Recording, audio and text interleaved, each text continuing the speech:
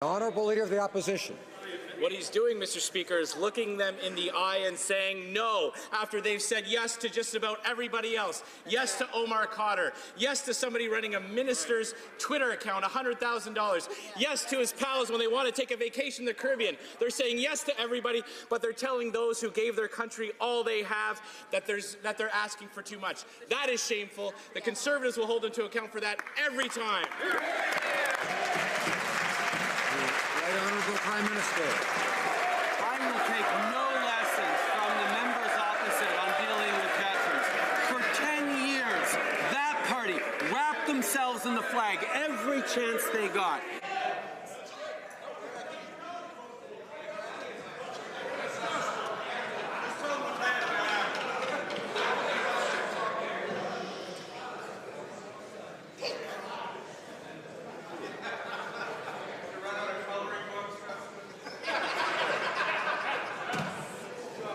Order. Order. Let's have some adult behaviour in the House, please. The Right Honourable Prime Minister has the floor. For 10 years, the Conservative government cut veteran services, cut frontlines offices, shut down 9 veteran service centres across the country, nickel and dime the veterans while using them for photo ops, wrapping themselves in the flag every chance they get. It was shameful. We have restored respect to veterans. We're investing in benefits. We're reopening closed offices. We're supporting their families. We're doing right what for 10 years they did wrong. Honourable Leader of the Opposition.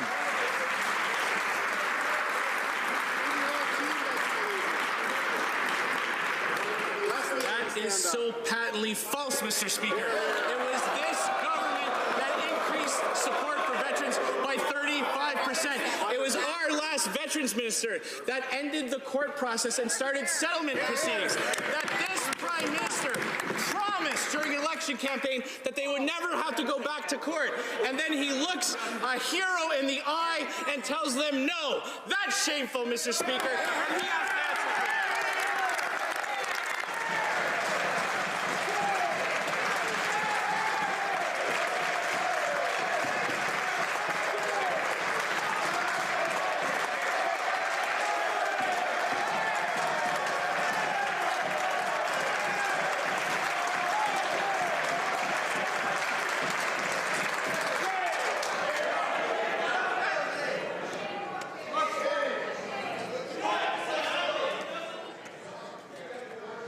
Order.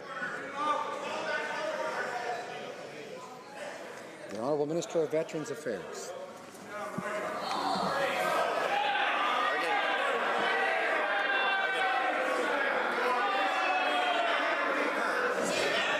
I'm getting the impression some members would like their side to have fewer questions. And that could be arranged. So I would ask members to cooperate and pay attention to the rule against interrupting. The Honourable Minister of Veterans Affairs has the floor. I can tell this House, Mr. Speaker, as a Newfoundlander, I've seen a lot of fog. But the pea soup fog of amnesia over on that side of the House is so thick. Let me remind that side of the House of their records for our veterans in 10 years.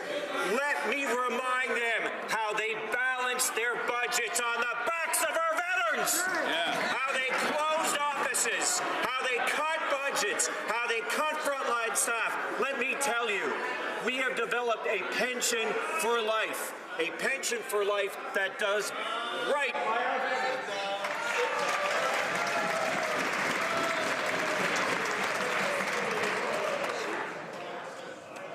The Honourable Leader of the Opposition. No, well, Mr. Speaker, it wasn't just veterans that the Prime Minister insulted in his town hall. Many Italian and Greeks have come to Canada over many decades. They've been an integral part of our nation's character ever since.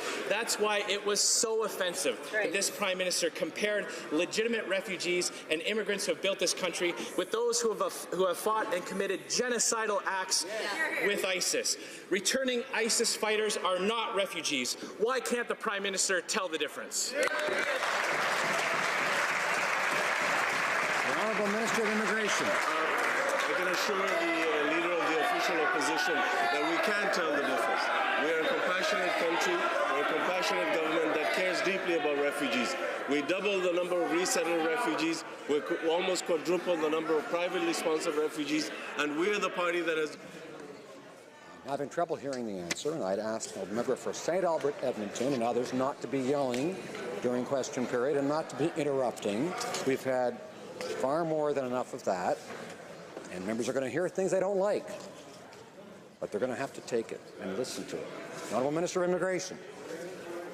Mr. Speaker, we are the party that delivered on providing protection to Yazidi women and girls in Canada. We're the party that has redoubled our efforts to make sure that we continue to provide a home for the vulnerable who are fleeing war and persecution. We're the party that has almost quadrupled the number of privately sponsored refugees. We're the party that restored refugee health care that was cut by the party opposite. Thank you, Mr. Speaker. Leader of the Opposition. Mr. Speaker, they still don't understand there's a difference between legitimate refugees, immigrants coming to this country, and people who have fought with ISIS, Mr. Speaker. But I don't blame the Prime Minister for not getting up off the mat. And we know that he'd rather be sitting there signing autographs. So I have a suggestion for the House Leader. Maybe she can talk him into, if he likes to sign his name so much, maybe he can take out his checkbook and sign a check paying back taxpayers for the money he cost them.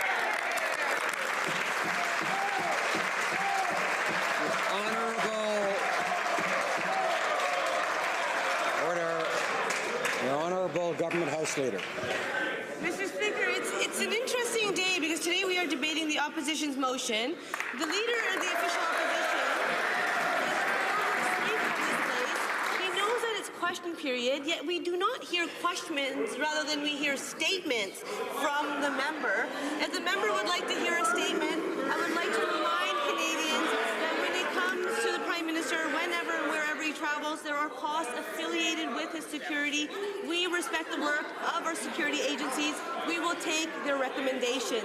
Thank you, Mr. Speaker. L'honorable député.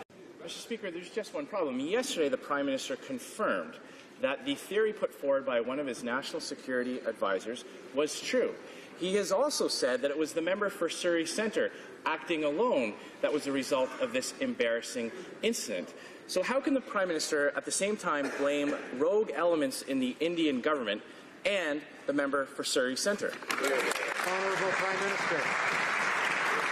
Mr. Speaker, like most Canadians, on this side of the House, we respect and appreciate the work done by our professional public services, and particularly in regards to our national security agencies and information agencies.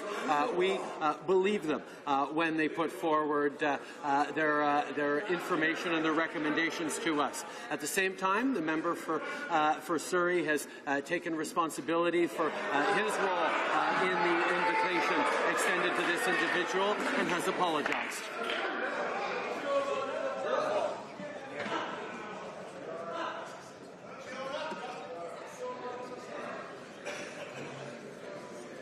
Order. The Honourable Leader of the Opposition. Mr. Speaker, is the Prime Minister actually saying that the member for Surrey Centre has taken sole responsibility for a scheme concocted by the Indian government? Is that the assertion that we're led to believe? Now, how can they both be true? If on the one hand it's the government of India that has implicated itself into Canadian government affairs, that is a profound allegation that has serious consequences that can't be thrown about lightly just to get through a 24-hour news cycle. Why is the Prime Minister so irresponsible about this very important bilateral issue? Right, Honourable Prime Minister. Mr. Speaker, once again, we support and accept the Council, the recommendations, the extraordinary work and advice done by our national security agencies and information agencies. We support our professional public service and accept the information and recommendations they give to us. At the same time, like I've said, the member for Surrey Centre has taken responsibility for having extended the invitation to this individual and has apologized. The Honourable Leader of the Opposition. Mr. Speaker, nobody believes that there wasn't a single person in the Prime Minister's office that was not provided a list of invitees. Nobody believes his ridiculous assertion that the responsibility lies with rogue elements or factions in the Indian government. Now, by having an independent national security official brief the media anonymously right in the middle of a negative 24-hour news cycle, the Prime Minister has implicated the independent public service in his disastrous trip. Will the Prime Minister confirm or deny that anyone in his office orchestrated the briefing to shift blame on this? Honourable Prime Minister. Mr. Speaker, I'm going to have to explain this to the members opposite who did not learn this through 10 years of government, and we saw that regularly in their behaviour in the Harper years. Professional public servants, particularly those in the national security and information areas, do extraordinary work based on their professional qualifications, based on their analyses. And when they make recommendations or when they make statements to Canadians or to this government, we on this side of the House choose to believe them. On that side of the House, who knows? Honourable Leader of the Opposition. We need new lines. So, Big time. the Prime Minister would have us believe that an independent national security officer took it upon himself to brief the media right in the middle of a terrible news cycle that was embarrassing the Prime Minister.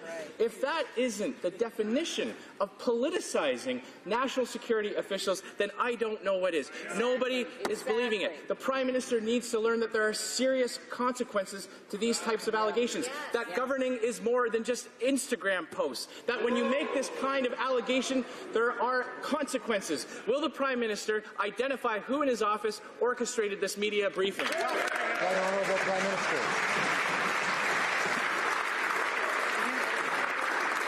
Perhaps it would be helpful to folks here if the member opposite actually were to state whether or not he believes that the professional public servant who functions in a nonpartisan way was not telling the truth, was not clear on what he was saying.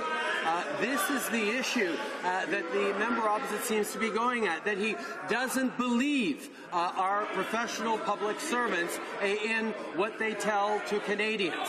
If that is the case, then the member opposite should say so. Honourable Leader of the Opposition. Order. Mr. Speaker, will the Prime Minister identify who it was who briefed the media?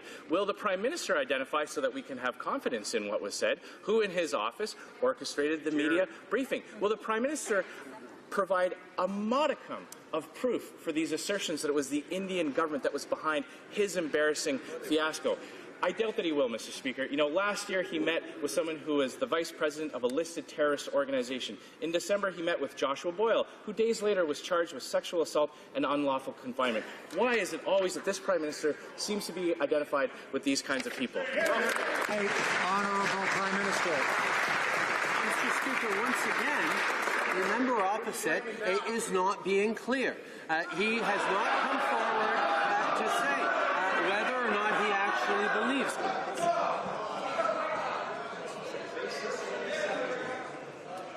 Order.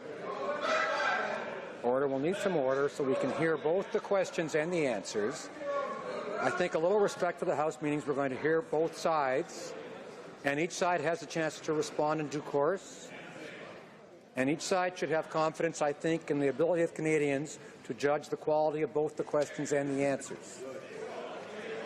The Right Honourable Prime Minister. Order. The Right Honourable Prime Minister has the floor.